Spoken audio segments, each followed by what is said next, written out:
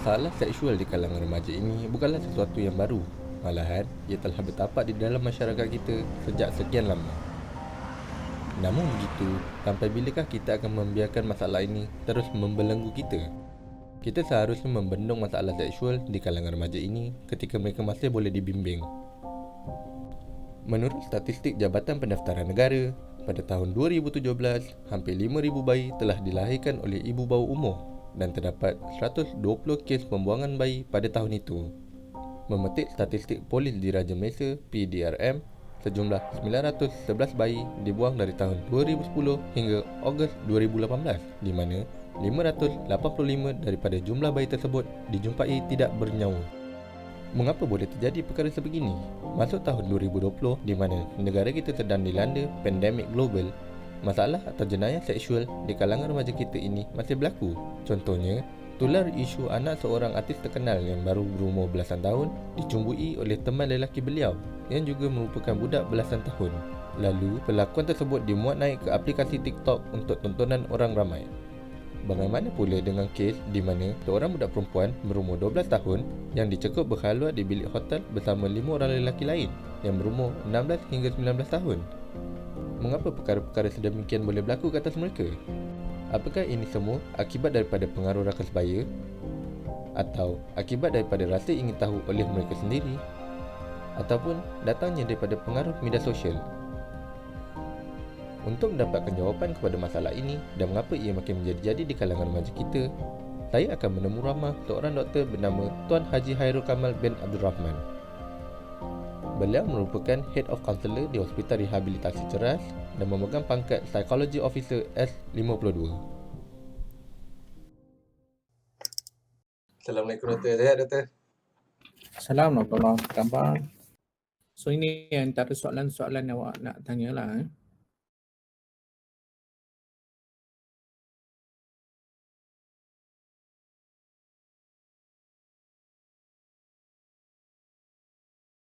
Remaja ni quite open when talking about sexual and flirting kan, yang macam menggatal ni, most probably because of the accessibility for this kind of exposure lah. Salah satu dia saya tengok ialah accessible. Dia boleh dapatkan maklumat, dia boleh melayari dan dia boleh study, dan daripada exposure kepada pengetahuan ni dia akan jadi sikap. So bila dia jadi sikap, sebab tu dia tanpa segan, tanpa malu bercakap tentang isu-isu ni dengan rakan-rakan yang lain lah. Ya, itu pendapat saya yang pertama lah. Kedua, saya tengok mungkin individu yang selalu melayari porno website, dia akan jadi ketagih. Dan kalau tengok daripada segi biological, ketagihan ni dia menyebabkan dia tanpa segan, tanpa silu bercakap tentang perkara ni lah. Itu dua faktor yang menyebabkan dia orang quite open. Dan yang ketiga, mungkin saya tengok kat sini ialah daripada kurangnya penguatkuasaan kepada accessible remaja untuk melayari website-website lucah ni, pornografi dan sebagainya. Dia kurang ada penguatkuasaan lah. Jadi itu yang menjadi masalah saya rasa. Jadi tiga perkara ni menyebabkan seseorang remaja itu makin rosak. Yang ketiga mungkin faktor keluarga tu sendirilah. Saya rasa kalau keluarga tu dididik daripada segi tak boleh membuat begini, maka orang takkan berlaku jadi macam ni. Maka dia tidak akan terfikirlah untuk Ya. Itu saya lihat dekat sini. Mungkin faktor yang kelima agama lah kan. Tapi saya lebih cenderung melihat daripada segi sikap individu itu dulu, barulah daripada agama. Sebab kita tak boleh menyalahkan agama. Saya rasa kalau kita lihat daripada segi, kalau seseorang tu dilahirkan dengan pengamalan agama yang baik, maka perkara-perkara ni mungkin tidak boleh berlaku lah.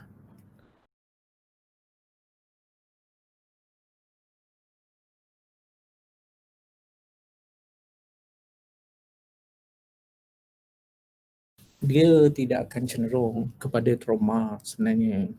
Kalau kita lihat daripada segi the biological of sexual activity, ini lebih kepada exposure.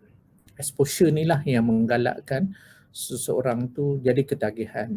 Kalau kita lihat daripada perspektif pelakuan seksual, dia akan mempengaruhi daripada segi cerebellum factor tau.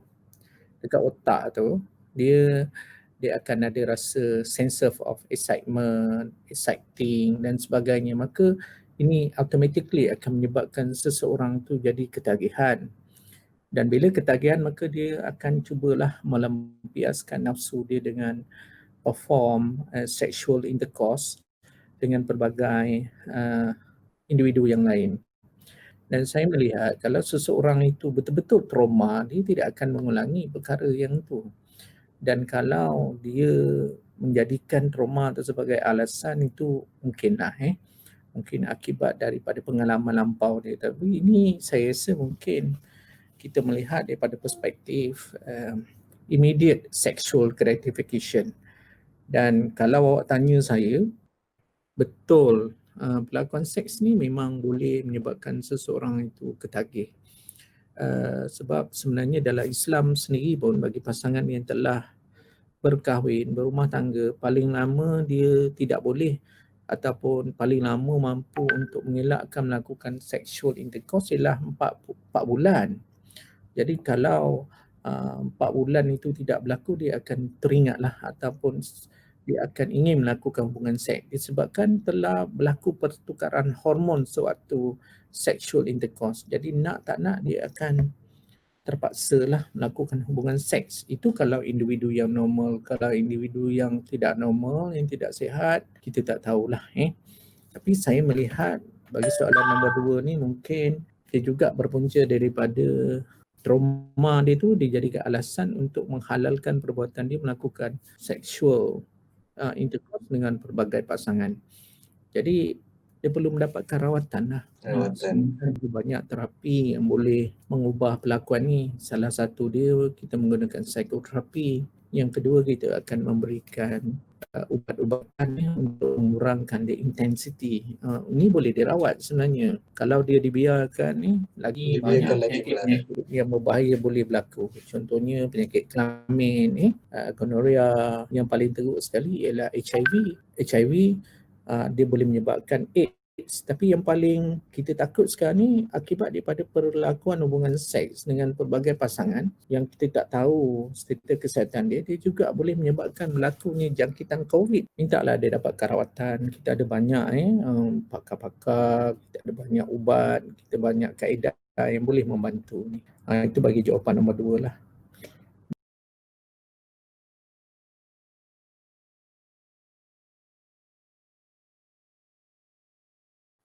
Yes.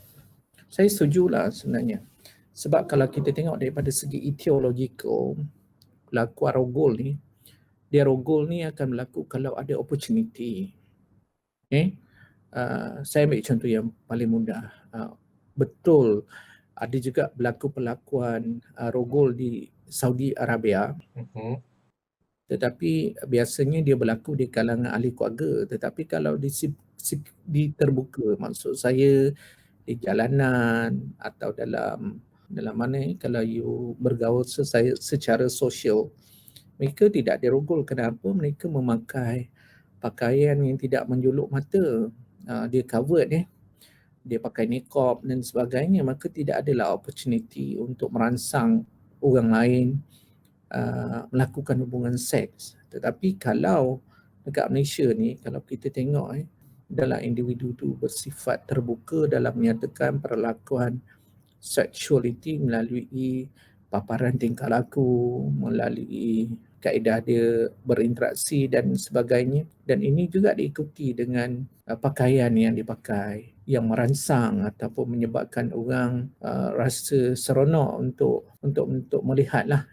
Dan ini akan meningkatkan lagi opportunity untuk seseorang itu dirogol lah. Jadi saya banyak kali dah mengendalikan kes-kes rogol. Kalau saya bagi contoh yang paling mudah lah, sebenarnya daripada 100 kes, yang dilaporkan sebagai rogol. Sebenarnya hanya 3 atau 4 kes saja yang betul-betul kes rogol yang tulen. Tapi yang lain ni banyaknya so-called dipanggil sebagai kau rogol lah aku sebabkan keterampilan dia, bukan cara percakapan dia, disebabkan pakaian dia dan sebagainya. Maka inilah menyebabkan seseorang tu dilakukan pelakuan rogol tu. Dalam Islam kan dah cakap kalau seorang wanita nak gadis nak keluar dia perlu ada muhrim. Muhrim tu tak semestinya suami dia tetapi mungkin anak dia, adik dia, adik lelaki dan sebagainya. Maka opportunity tu tak berlaku lah. Tapi sebenarnya kalau dalam konteks Malaysia ni setiap orang ni terbuka. Bila terbuka maka peluang untuk melakukan perhubungan seksual ni agak mudah. Dan juga saya tengok sekarang ni kalau saya tengok dalam IG ramai orang menggunakan aplikasi TikTok dah tu tergedik-gedik kan. Dan ini juga menggalakkan seseorang ni dia increase lah libido ataupun nafsu seseorang untuk melakukan pelakuan di luar daripada perkara yang sebenar. Maka itulah berlaku kes rogol ni. Jadi salah satu terbuka, kita tengok sekarang ni terbuka, boleh cakap perkara-perkara yang kurang enak. Selain daripada tu, saya perasan lah. Sekarang ni ramai remaja kalau dia berada dalam keadaan haid dan sebagainya, tanpa segan, tanpa silu, dia kata saya ni nampak. Dan sepatutnya perkara-perkara berkaitan dengan haid dia dan sebagainya tidak perlu sensationalkan ataupun tak perlu bercakap secara terbuka kerana ini akan mengakibatkan seseorang tu ada percubaan lah untuk melakukan. Ini yang saya lihat lah.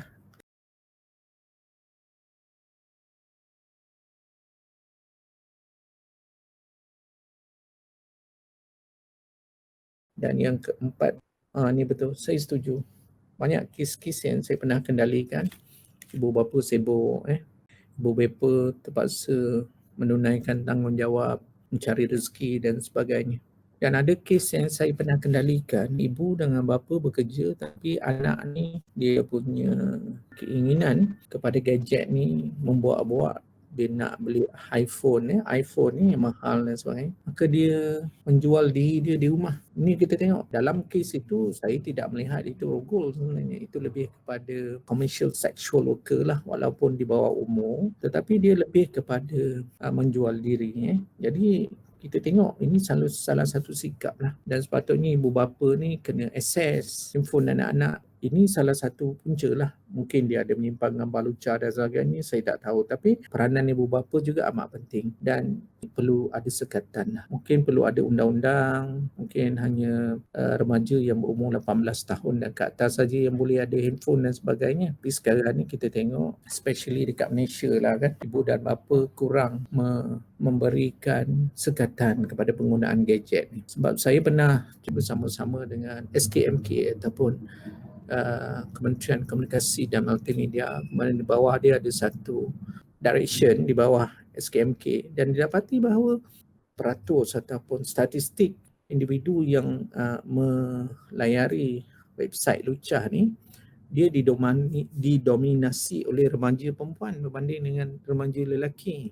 Jadi ini juga kalau kita tengok dia faktor penarik kenapa pelakuan rogol tu boleh berlaku.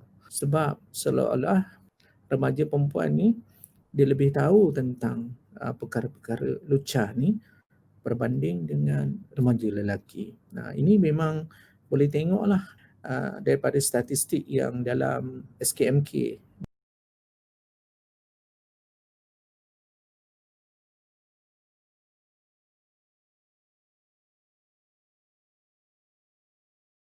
Okay, untuk makluman kat sekolah dia memang ada silibus pendidikan seksual ni. Tetapi di sekolah ni sepatutnya silibus ni dikendalikan oleh guru sains. Tetapi saya tengok ustazah yang mengajar dan sebagainya, maka the objectivity tentang selamat seks ni tidak berlaku. Ada juga yang saya tengok bila nak bercakap tentang puberty ataupun tentang keremajaan, haid dan sebagainya, maka dia tidak diajar dengan sedalam-dalamnya kepada remaja walaupun silibus tu dah ada. Mungkin kita tengok daripada segi metodologi lah, mungkin penambahbaikan kepada sistem yang ada. Cuma guru yang mengajar tu dia kena tahulah dan dia kena bersifat terbuka. Kalau tidak, maka mesej yang cuba disampaikan tak tersampai ataupun tak mencapai objektif dia lah. So saya rasa saya dah menjawab 5 soalan ni tuan.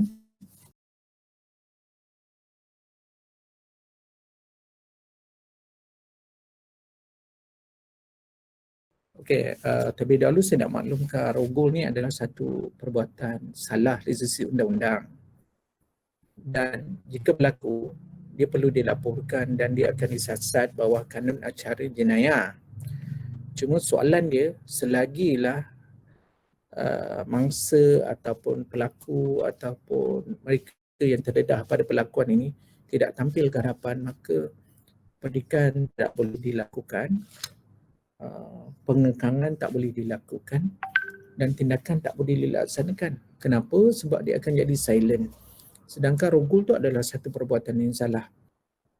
Tidak ada satu negara pun kat dunia ni membenarkan pelakuan rogol. Jadi bagi mereka yang pernah dirogol, nak tak nak dia kena mendapatkan rawatan lah. Tetapi untuk mendapatkan rawatan tu dia kena tampil ke hadapan, dia kena membuat laporan polis dan mendapatkan rawatan di One Stop Crisis Center, dan kita akan merawat mereka di One Stop Crisis Center dan akhirnya kita akan membantu untuk memulihkan hingga seseorang tu boleh cuba melupakan trauma rogol itu. Bagi mereka yang pernah dirogol tu, saya nasihatkanlah tampillah ke hadapan. Walaupun kejadian itu berlaku lama 10 tahun lepas dan sebagainya, tetapi kalau dia tampil, dia nak dapatkan rawatan, dia terbuka. Dan saya nak beritahu sebenarnya bagi kes rogol ni, di mana nak dapatkan rawatan. Pergilah di mana-mana hospital. Pergilah hospital besar, hospital Jabatan Pesakit Luar, di klinik kesihatan dan sebagainya, maka kita akan memberikan bantuan secara profesional kat situ lah. Okay?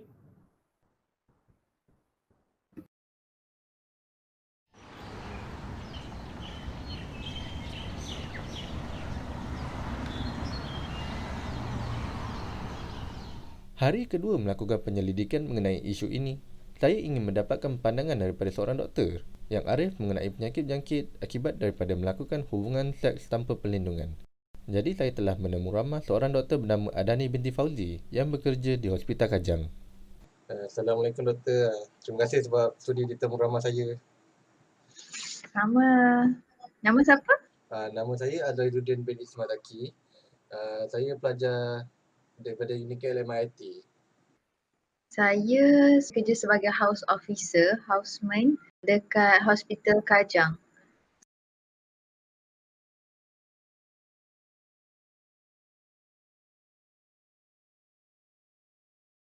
Orang kata secara simple lah kan, subjek sains dan biologi dekat sekolah yang kita selalu ajar tu, ia ajar kita tentang anatomi, ajar tentang sel-sel badan, macam mana kita punya fungsi badan kita.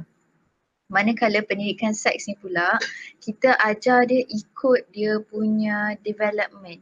Maksudnya, kalau kita tengok guideline yang sex education dekat US, diorang mengajar budak-budak benda yang ikut kemampuan dia. Maksudnya, pada umur kindergarten sampai 12th grade, diorang perlu belajar tentang apa yang diorang tak boleh, macam orang lain tak boleh sentuh anggota badan dia kat mana.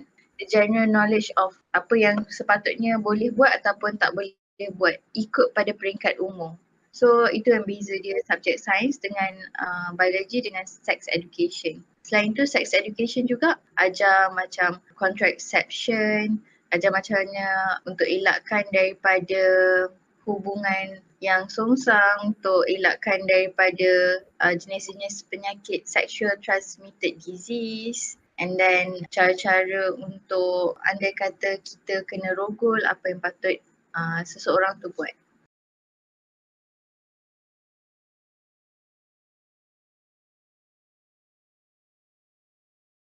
Seawal usia 13 tahun, pada saya sesuai umur gitu sebab kita tengok pada kematangan seseorang. Kematangan ni bila seseorang tu dah ada keinginan untuk melakukan hubungan seks.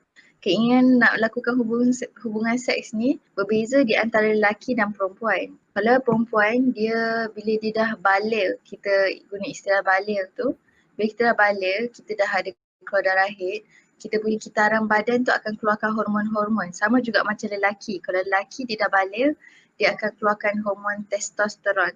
Hormon-hormon ni lah yang akan mempengaruhi naluri seks kita.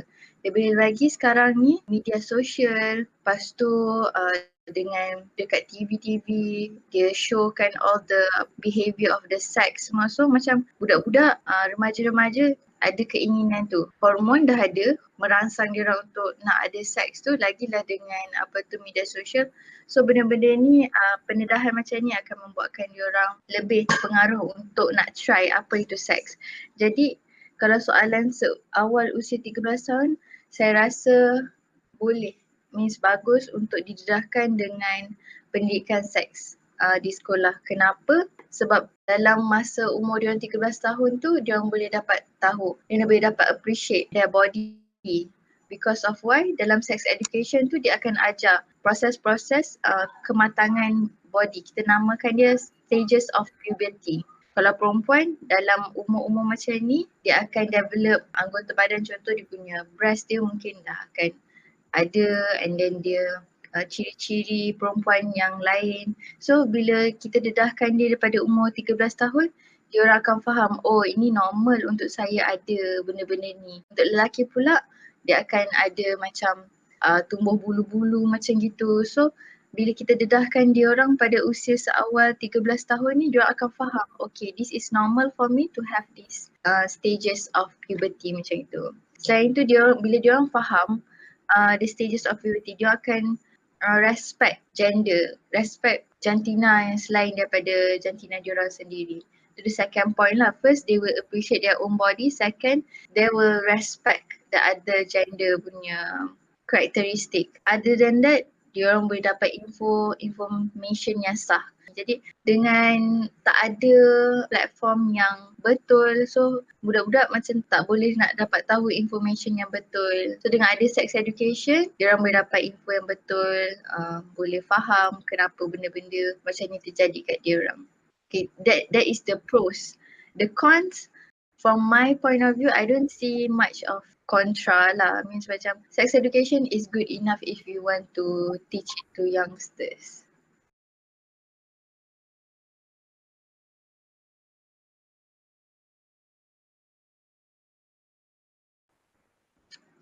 Okay, sexual transmitted disease daripada ayat dia sendiri maksudnya penyakit-penyakit yang dibawa bila kita melakukan hubungan intim. Okay, penyakit-penyakit ini kita boleh bahagikan dia kepada dua. Satu, disebabkan oleh bakteria, dan satu disebabkan oleh virus.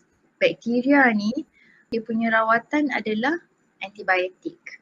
Okay, jenis-jenis yang bakteria yang akan menjangkiti seseorang, first adalah nama dia trichomoniasis, second is gonorrhea, third is chlamydia. This is the three common. Tapi apa yang membezakan diorang ni adalah jenis-jenis dia. Bila kita ambil sampel daripada lelaki ataupun sampel daripada perempuan tu, nanti kita tengok dekat dalam mikroskop, kita nampak bentuk dia. So usually yang kalau kita dapat tahu pesakit ada penyakit-penyakit macam ni, kita akan detect dengan siapa dia lakukan hubungan intim tu. Benda-benda ni semua kita kena tanya sebab kita kena treat pesakit tu sendiri dan juga partner dia. Kita tak boleh just bagi antibiotik tu dekat pesakit saja. Sedangkan dia punya partner tu boleh jadi pembawa. Nanti bila kita treat dia punya partner, orang-orang lain pun boleh kena juga. Okay, klasifikasi yang lain adalah virus. So virus ni, the two most common virus yang untuk penyakit kelamin adalah genital herpes, HSV. Lagi satu adalah HIV. Okay, so herpes ni dia disebabkan oleh virus herpes simplex virus. Ada dua jenis, HSV1, HSV2. Kalau herpes simplex virus yang 1 ni, dia akan menjangkiti orang tu punya bibir. Dia akan ada nampak macam ketumbit macam gitu. Itu sebenarnya adalah disebabkan oleh virus. So bila virus ni kita kena bagi dia ubat antiviral disease. Dia bukan kita bagi antibiotik dah. Kita bagi antiviral punya medication. So herpes ada terbagi pada dua, HSV1, HSV2.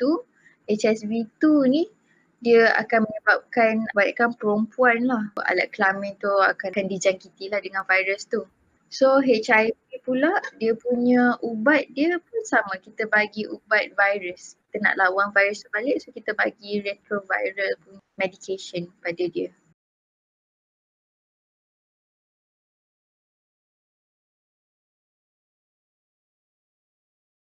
Sekarang ni AIDS dengan HIV adalah dua benda yang berbeza.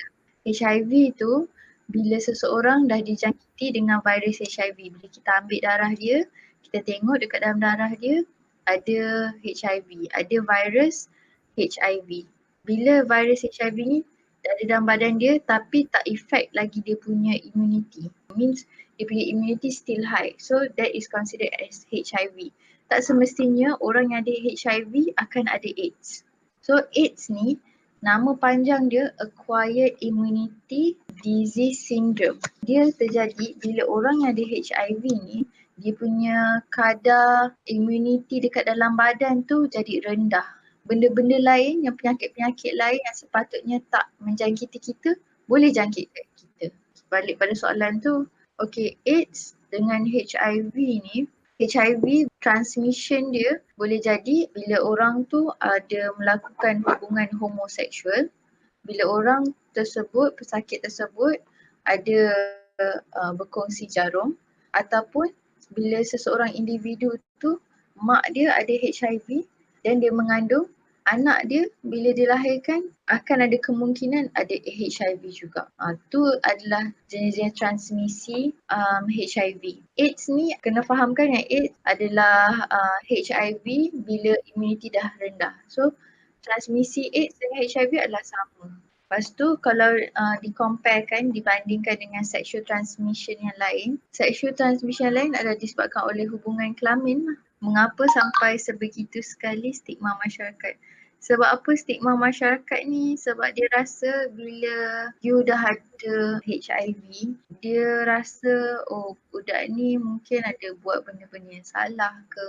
And then bila seseorang tu dah ada HIV and then immunity dia makin rendah, dia akan jadi macam sangat-sangat tak sihat sebab immunity kita rendah. So dia punya kesihatan dia makin merosot, keadaan dia makin teruk. So orang semua jadi takutlah nak dekat dengan individu yang ada HIV. Tapi perlu faham HIV ni dia boleh baik kalau kita detect awal, lepas tu pesakit tu makan ubat yang doktor bagi, insyaAllah boleh.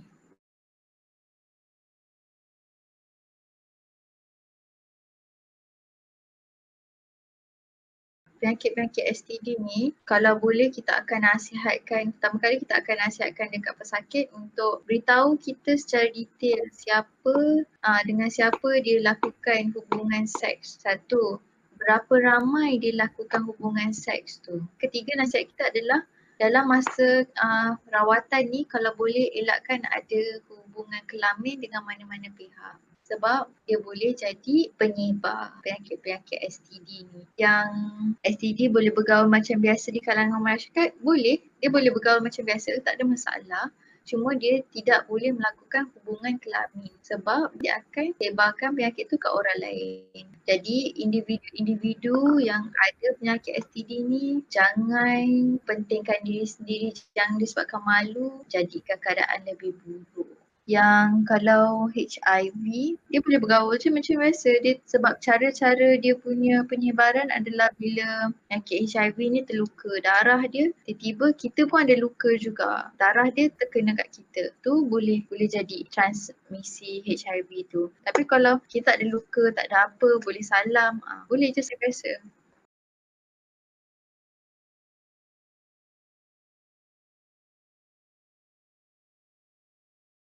Pada saya, abstinence ni kita berlandaskan agama kita jugalah. Kita sebagai orang Islam kan dah diajar kita berpuasa, elakkan tengok benda-benda yang tak elok. So that is religious punya pegangan. But at the same time, kalau kita tambahkan dengan sex education, kita macam reinforcekan benda tu.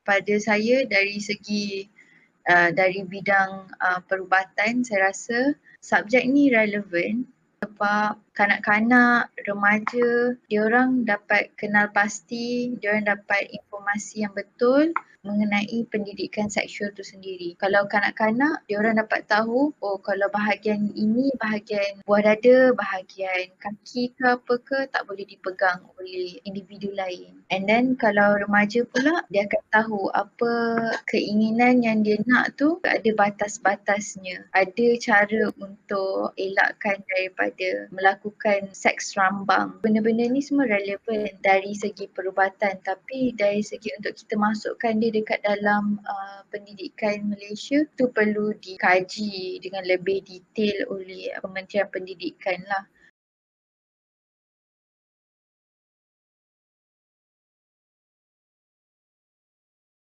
First, yang untuk pesakit-pesakit sexual transmitted disease ni, pertama sekali jangan malu untuk pergi dapatkan rawatan dekat mana-mana klinik kesihatan ke ataupun private clinic ke, jangan malu. And then yang kedua, sentiasa jujur dengan history. Bila doktor tanya berapa banyak kali buat seks dengan pasangan mana, tolong jujur dengan benda tu. Dalam pada masa sama, bila dah lakukan rawatan, tolong berhenti lakukan hubungan kelamin sehingga rawatan tu selesai. Kepada yang baru nak mencuba, pertama sekali practice safe sex. Okay, kalau awak tak mampu, we go back to Islam lah. Islam ada dia punya guideline kan. Belum kahwin tak boleh lah nak lakukan hubungan seks. So what you can do is you puasa, you buat aktiviti-aktiviti yang lain. Macam bersukan ke, main basket ke apa yang will boost your adrenaline. So go towards that way.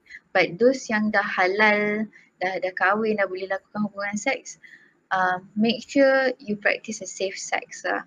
And then kalau nak buat seks pun kena ada consent. Means dua-dua individu tu bersetuju. Bukan seorang je. Kalau you kena force sex, that's a different issue. So know your rights lah. Selepas mendengar ramah Dr. Adani, saya ingin mendapatkan perspektif daripada seseorang yang pernah melakukan hubungan seks ini. Bagaimana beliau boleh terjebak dan apa yang telah beliau lalui selama melakukan perkara ini. Jadi, saya telah berjumpa dengan Amira untuk mendapatkan jawapan kepada persoalan tersebut.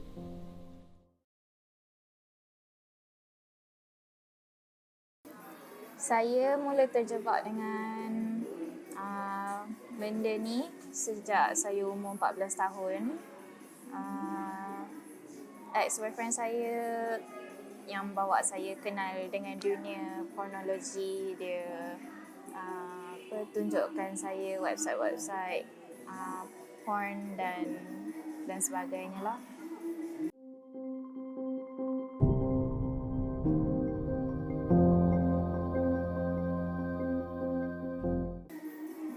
Mula-mula saya rasa seronok sebab perasaan dia macam rasa bebas daripada dunia ni semua. Tapi lama-lama saya rasa macam sedih, macam murung, kadang-kadang rasa macam kosong, rasa macam diri ni tak ada apa-apa. Sampai saya rasa macam nak larikan diri daripada semua orang sebab perasaan yang terlampau banyak ni.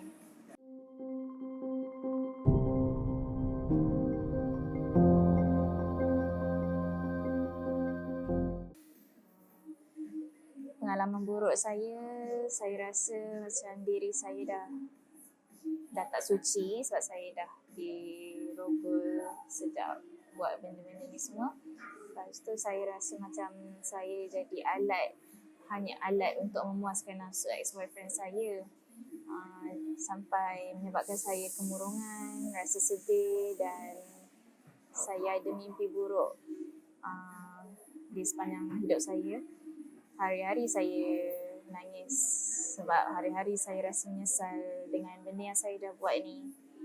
Kalaulah saya tak termakan dengan kata-kata manis pucuk rayu ex-boyfriend saya, mesti saya tak akan jadi macam ni sekarang.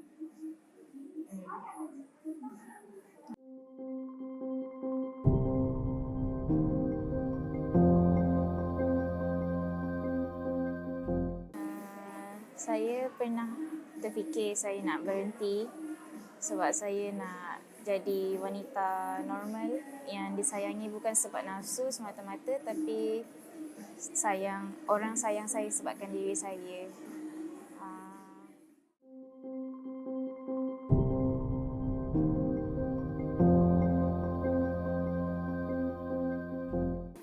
Jadi nasihat saya pada adik-adik yang di luar sana yang masih belum terjebak and ada yang rasa macam nak mulakan, tolonglah jangan. Walaupun kawan ajak ke atau ex atau boyfriend pujuk ke, janganlah. Sebab benda-benda ni lama-lama macam makan diri je, tak seronok pun. Bila rasa something yang valuable dekat diri kita dah hilang, lama-lama rasa macam akan dipergunakan dan tak berbaloi pun semua ni. Kalau saya sendiri boleh lupakan, saya nak sangat lupakan. Tapi nasi dah jadi bubur. Jadi saya just harap warga generasi muda di luar sana takkan cubalah sesekali, walaupun untuk have fun saja ke semata-mata. Selepas daripada menamu ramah mangsa, saya terfikir bagaimana dengan mereka yang sudah terlanjur? Apa yang mereka telah lakukan dengan bayi itu? Dan apakah ada cara untuk mereka menyelamatkan bayi itu? Untuk mendapatkan jawapan tersebut, saya telah menemu ramah Puan Riza binti Alwi. Beliau merupakan pegawai komunikasi dan advokasi bagi Pusat Orphan Care, sebuah organisasi bukan badan kerajaan yang mengendalikan kes-kes sebegini. Boleh Puan kenalkan diri Puan? Okey, nama saya Riza. Saya Riza binti Alwi. Saya pegawai komunikasi, advokasi dan komunikasi dekat Orphan Care.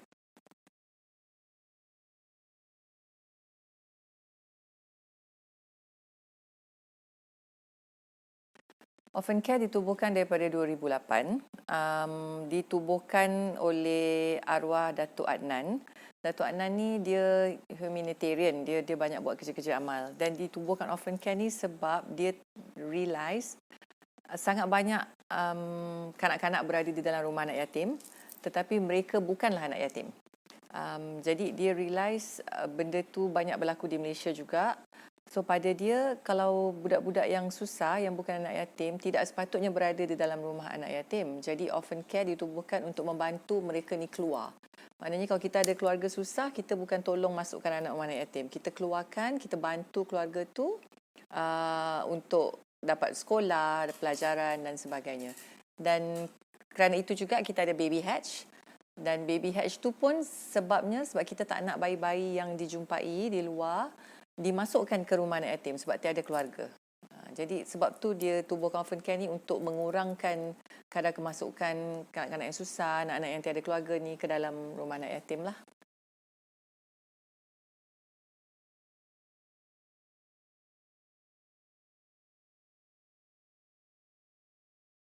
KPJ betul, kita ada bekerjasama, maknanya kita adalah pioneer kepada Baby Hatch dan KPJ collaboration dengan kami. Kita ada 7 sebenarnya sebab yang kat Kuantan tu dah tak ada lagi. So yes, 7 Baby Hatches di KPJ dan juga di Orphan Care ada di sini, ada di Johor Bahru dan juga di Sungai Petani. Untuk menyelamatkan bayi di Baby Hatch, tidak ada prosedur sebab tu kita buat Baby Hatch ni sebagai tertutup. Kerana mereka yang dalam ketakutan, yang datang dilema, dia boleh menyelamatkan baby tu dengan meletakkan di dalam baby hatch sahaja. Dan dia boleh pergi. Sebab tiada CCTV, tiada orang yang akan tahu. Cuma memang ramai orang takut sebab di hospital mungkin ada security guard, mungkin ada nurse yang tu, jadi dia orang takut. But tiada prosedur, maknanya dalam keadaan yang sangat terdesak untuk menyelamatkan baby tu daripada dibuang kat tong sampah, dibuang dekat toilet. Baby hatch adalah tempat untuk menyelamatkan keadaan bayi yang demikian. So, diorang boleh letak dan diorang boleh tinggalkan bayi di situ.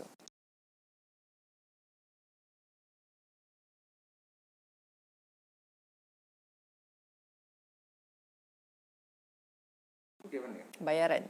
Okey, untuk yang tidak, baby hatch ni untuk mereka yang dalam dilema dan ketakutan, bermakna mereka tidak mahu dikenali.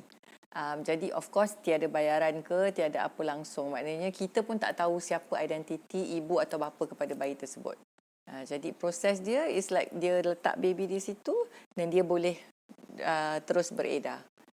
Tiada apa-apa maklumat.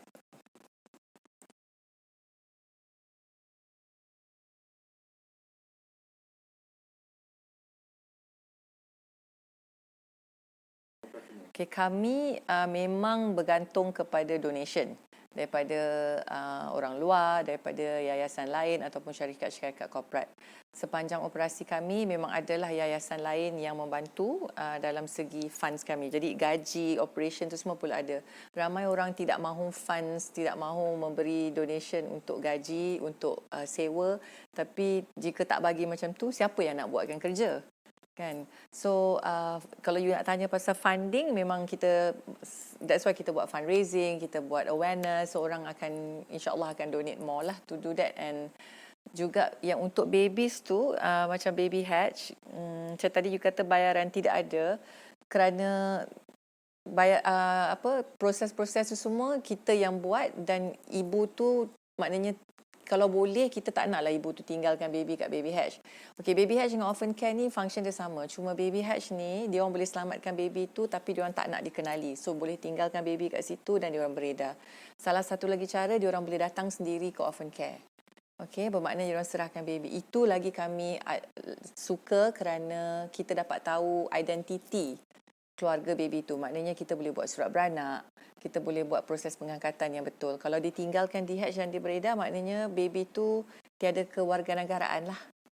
Itu je perbezaan. Maknanya ada dua cara mereka nak menyelamatkan diri dan baby. Sama ada tinggal kat baby hatch beredar ataupun jumpa kami.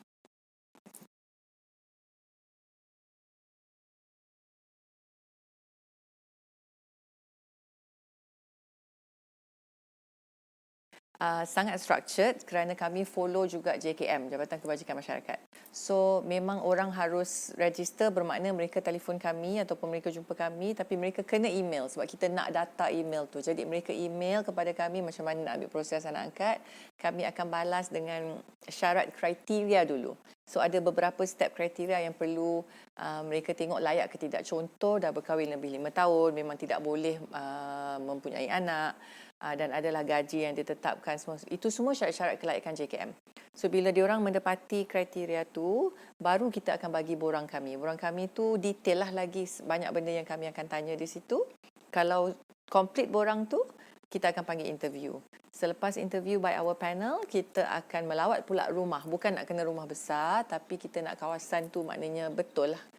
Kita jumpa family apa semua. The third step is that mereka yang terpilih ni kena hadir training. Training tu bukan bermakna nak ajar cara pakai lampin ke apa, tak tu. Kita training tu maknanya apakah psychologically effect baby tu nanti, apakah proses lagi yang mereka kena ada, kena pergi mohon apa semua. Jadi segala pertanyaan di situ. So itu steps untuk ambil anak angkat dari orphan care.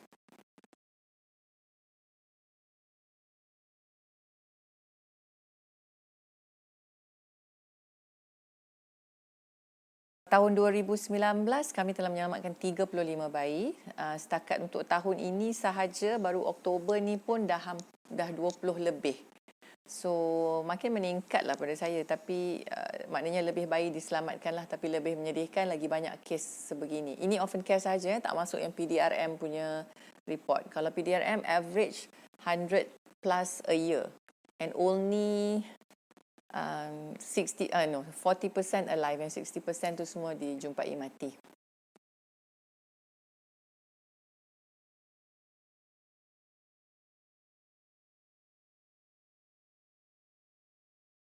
Okey.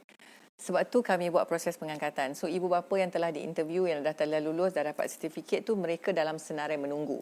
Maknanya setiap kali ada baby yang diserahkan, bayi itu cuma akan berada dengan kami between 3 to 7 days. Sebab dalam proses 3-7 hari itu kita akan bawa pergi hospital untuk check up baby. Sebab most of the pregnancies tidak dirancang. Jadi ibu tidak makan ubat yang betul, mungkin bayi tidak sihat.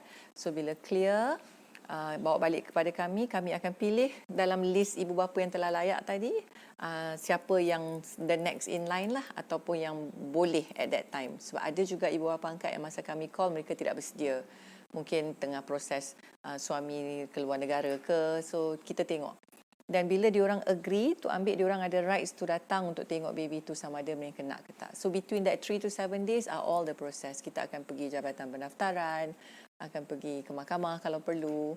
So baby tak lama lah. So kita tak ada simpan baby banyak-banyak kat sini dan orang boleh datang pilih-pilih.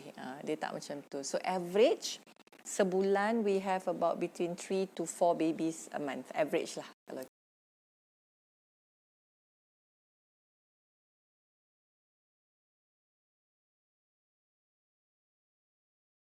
okey, kita juga terima kadang-kadang ada juga mereka yang datang sebelum bersalin dan mereka shelter sebentar dengan kami. Case special cases lah. So dalam shelter tu kami akan arrangekan counselling ya. Dan juga selepas beranak pun jika perlu mereka boleh dapatkan counselling, kita akan panggil kaunselor, mereka akan berada di sini. Orphan Care mengamalkan open adoption di mana ibu bapa angkat dan ibu bapa sebenar boleh berjumpa dan mereka kenal sama sendiri. Dan Orphan Care juga akan melawat baby yang telah diambil anak angkat tu setiap 6 bulan untuk memastikan keadaan dan keselamatan.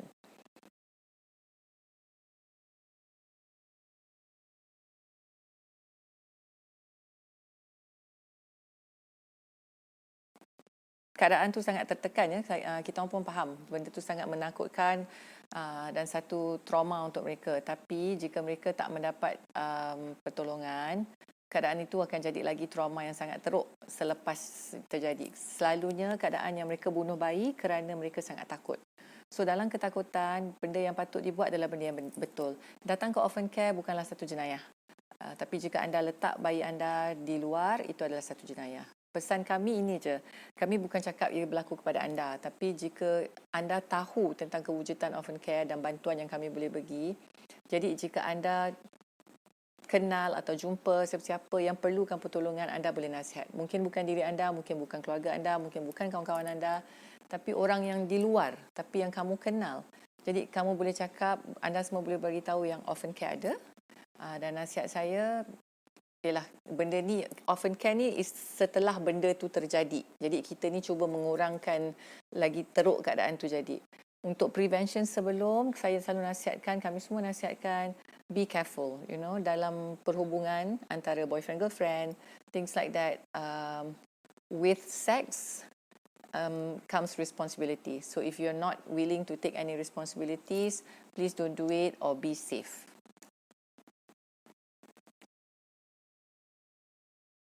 Mm-hmm. Mm-hmm. Mm-hmm.